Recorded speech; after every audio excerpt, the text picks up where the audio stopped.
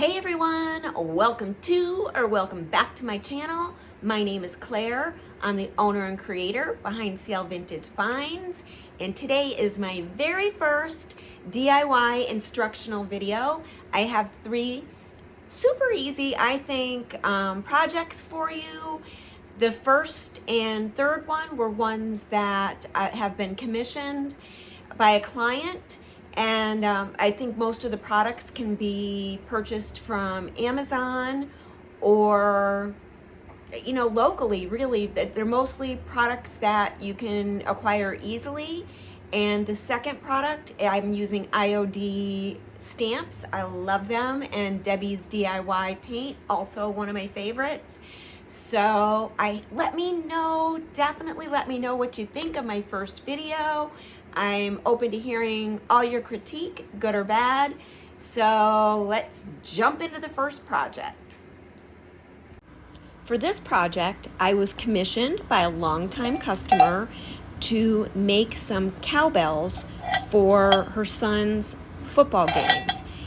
And her son goes to Chalmont High School, and the colors are green and white. So she brought me these cowbells. I've sprayed them with Rust-Oleum paint in the green that matches school colors. And I'll be decoupaging on the school logo. And, I measured these out and got a couple different sizes. So that's what we're doing here. I'm just showing you what's going to be getting decoupaged on. But first, what I do is I paint the back of the little logos with Debbie's DIY paint and the color White Swan. And what that does is it makes the image appear brighter and not fading into the green paint that's on the cowbells.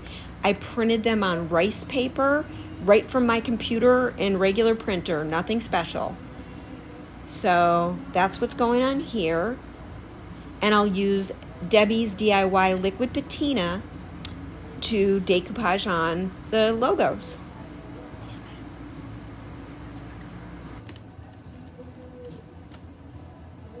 Okay, I've now got the logos adhered on both sides. So here's the smaller cowbell. And here's the larger one.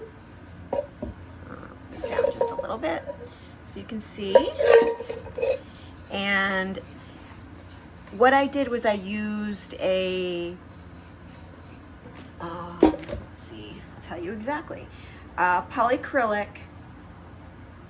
clear ultra flat, and that knocks down some of the shine. Most people don't really like the glossy finishes these days, so it just knocks it down.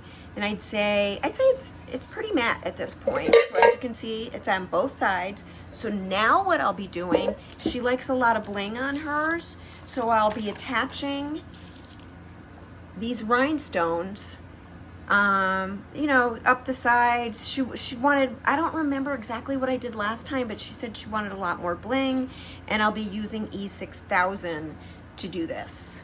So we'll check back in a little bit once we have this done. Okay, I got some of the bling on. I just want you to see it. I put a couple rows along the top and a row along the bottom. E6000 takes 24 hours to dry, but I usually just keep coming back and pressing these in, trying to make sure that there's really good contact. And this is about as much as I'll do, at least for an hour or so. I like to, get the paint to dry as much as possible so I don't mess up what I've done. But I've done the front on this one. Hopefully you can see the bling. Bling doesn't show as well on camera as it does in person. So that's that one. We've got the big bell. And you guys will have to let me know. This is my first video doing crafts on camera, so you'll have to let me know how I did. Let me know if you want to see more of this. Just how I do things, the products I use, that type of thing. But, so I'll let this sit for about an hour, and then I'll come back and probably do some up the sides. I'll probably do up the sides first and leave the back for last, just so I don't mess it up. You know, I have a tendency to rush things when I shouldn't, and things get messed up. So we're gonna hope that doesn't happen, and we're gonna go from there. So see you back here shortly. Okay everyone, here's the final on the cowbells. Here's the smaller one. Just wanted you to see, it's really hard for bling to show up in photos, but there's bling on the sides. I did the emblem on the front and the back. There's some bling on the top. And they're still super cowbelly. So that's the little one. Here's the large one. Same thing. I did it all along the bottom, the sides, the back. It still has a vintage look, like maybe this is this piece has been around for a little bit, but otherwise, we've got a completed project and a happy customer because I already sent a picture to her to get her approval for the final, and there we go.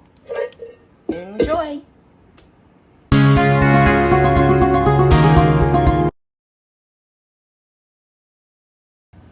Okay, everybody, this is one of my favorite types of projects to do. I love making over vintage rolling pins, and I'll show you what I used for this one. I did 3 coats of White Swan. That's by Debbie's Design Diary. Hang on. Here's White Swan. Can you see it? Yeah, White Swan. And I only did 1 coat on the handles of Little Black Dress. So Little Black Dress, also Debbie's Design Diary. So that's what's prepped so far. Then what we're gonna be doing is this one, I'm gonna be stamping it with a brand new stamp from Iron Orchid Designs, which is one of my favorites. Actually, probably one of the only ones I use these days. This stamp is so pretty. It is called Garden Bouquet. It has daisies and roses and tulips, and I think that's a mum, and this is hydrangeas. And I'll be using Redesign with Prima. I use their black ink. We'll be inking up the stamp, and we will be rolling the pin on it. So give me a second to grab my stamp, and let's get at it. Okay, so I primarily want to get, I love daisies. They're one of my favorites. So I definitely want to get the daisy. This whole stamp isn't going to fit on it, so there's going to be some hangover. This is the stamp that I'm using. I really like it. I've had it for a while. It lasts, all the good things. I do re-ink it from time to time. And I think we're okay now. I think I re-inked this recently. So I just kind of tap on the stamp, because I'm not sure how much of this it's gonna take. I always have handy when I'm doing any stamping projects, I always have wet wipes with me, because that's what I use to wipe down the stamps afterwards. Just one more thing that I wanted to point out. This is a brand new stamp. It just came out a couple weeks ago. Before I did any of this, I did what they call prime the stamp. I used 220 sandpaper and sanded it in all directions in an effort to get the stamp ready to really take ink and give it some tooth. And so that's been done. And then what we're gonna do is you gotta really pay attention. Hopefully I'm gonna be able to, I'm gonna kind of start in the middle. You try to stay as straight as possible. And it's no big deal. If you screw up, you can start over. You can paint over and then start over, but there we go.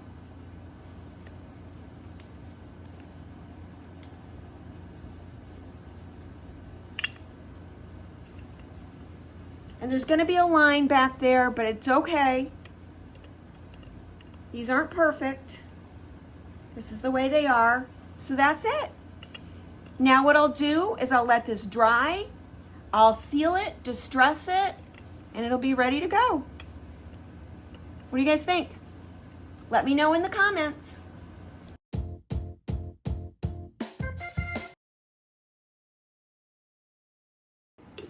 Okay, everyone, next project. This is another commission piece. I already did it once, and I just want to tell you, like, it's a little bit, well, probably not a little bit, a lot different than the other rolling pin, the last rolling pin. This one I've already done. This rolling pin belongs to my client. It was a family piece, and she had asked me to monogram it, and basically she wanted to still be able to use the rolling pin. And with most of the techniques that I use, you can't do that. But with this image, I was able to create this with my Cricut, and then was able to use a product to burn in the, stenciled image. I created a stencil with a Cricut. And but what happened, and I think you can kind of see here, kind of behind the initials, since these pins were used in the past and rolled and probably had oils in them, even though I sanded it back, and I thought pretty extensively. This is maple, and maple's a really hard wood. It's hard to really sand it back. It takes some time. And the behind it started burning, probably from the old oils, and then over time the lettering faded out.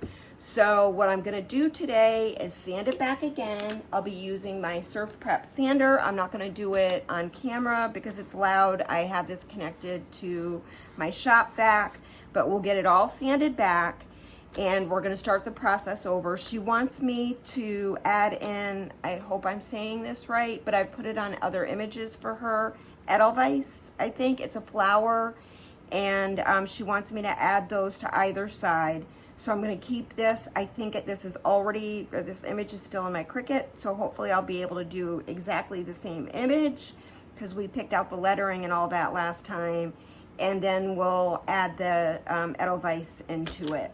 So stay tuned, and we'll be right back with this all sanded back. Okay, everybody, at this point, I have sanded this back with my Surf Prep sander. I started with 80 grain and went to 100, 120, and then 150. I stopped there. This is maple. I want the pores to be closed, but a little bit open, so it absorbs my burning medium into the wood when I need it to. So it is all sanded back, as you can see. Hopefully it's going to be enough. That's the thing with this.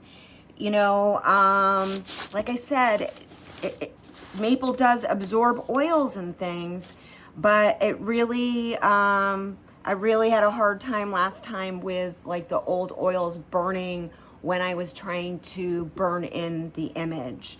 So we've got a little bit more of a complicated situation now because those Edelweiss flowers are very detailed, and I've already been challenged with this particular rolling pin where the image just did not want to burn into the wood. So we're going to give it another go. I'm going to go create the image with my Cricut, and we'll get back here. I'll get it all weeded, applied on here, and I'll show you the process. Weeding is not my favorite, and these Edelweiss flowers are a nightmare to weed out, but we'll get it done. Okay, everybody. There's a couple of hours of my life I will not get back. It's just been a long time since I've used my Cricut, and they've made some changes to the app. So it's always a bit of a struggle to get back in the swing of it.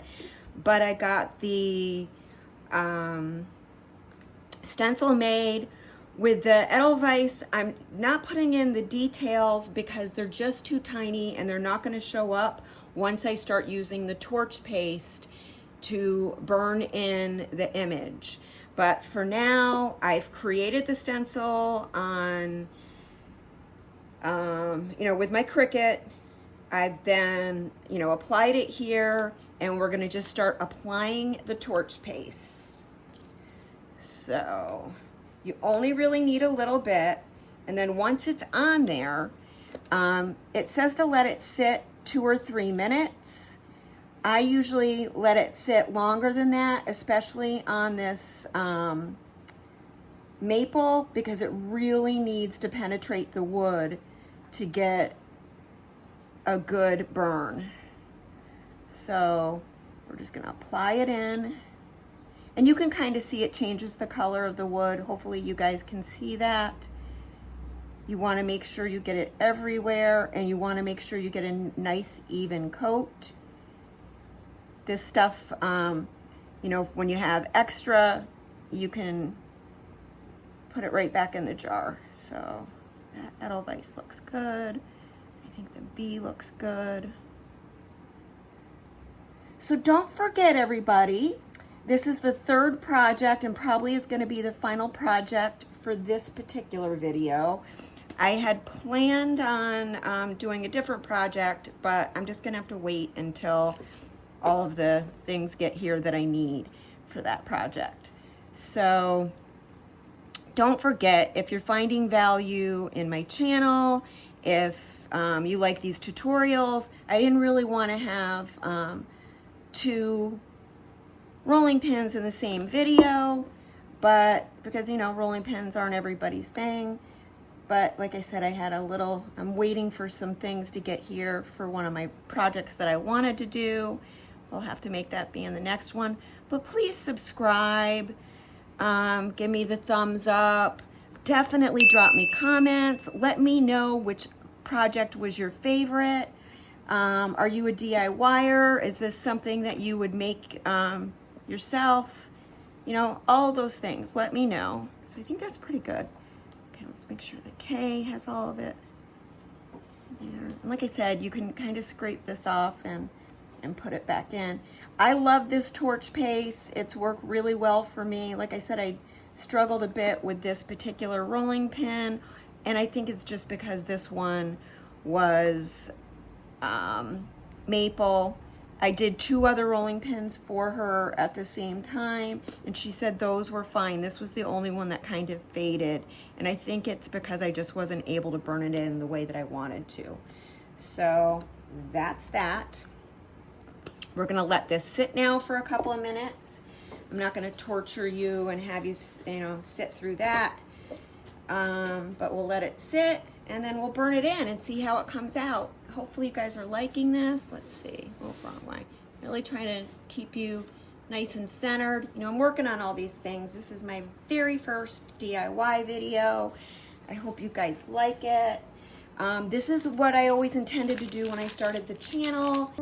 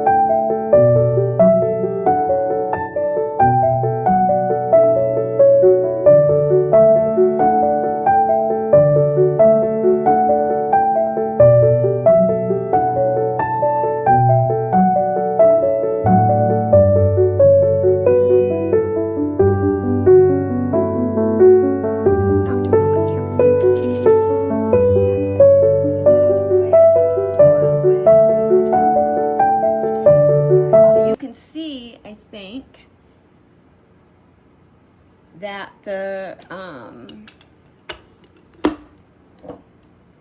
torch paste, definitely colors the wood.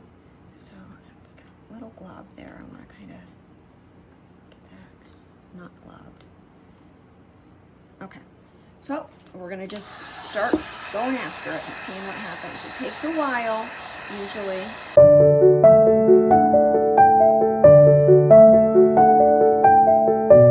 I just wanted to show you a midway point. It's starting to burn. You can see.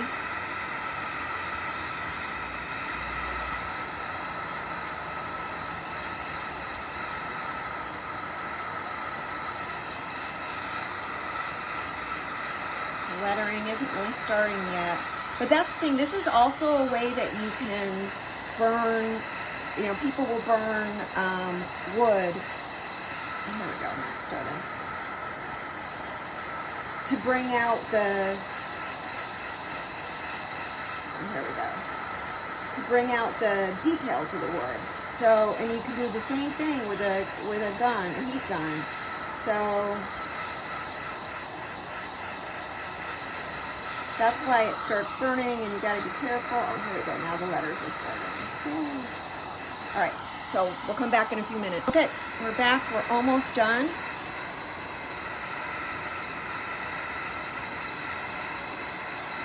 It's the last little flower. Then once we're done with this, we'll lightly sand it. We'll let it cool down. We'll lightly sand it back. And then we'll seal the wood with a food safe sealer. Because she wants to be able to use these. Oh, this is much better than last time.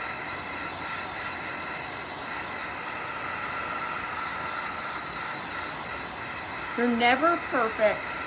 You know, you just get what you get.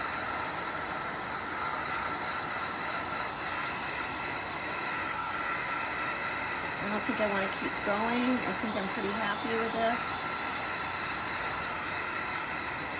So let's let this cool, and then we'll be back with the rest. I think this is going to be perfect this time. All right. Okay. It's still a little warm, but it's cooled down. And we're just going to come in. This is just a sanding sponge. Sand it back.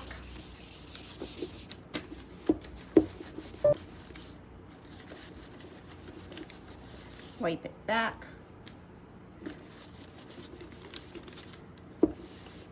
And then the last step, I'm going to let it cool down a little bit more. And the very last step will be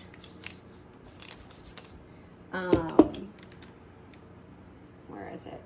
Oh, cutting board oil, walrus oil. It's one of my favorites. It's 100% food safe. It's made in the USA. It's mostly coconut oil, beeswax, pure mineral oil, all the things. But we're going to let it cool down just a little bit more before we do that. Then we'll stage this up. And I think it's way better, so much better than last time. So I'm happy she brought it back to me. Perfect.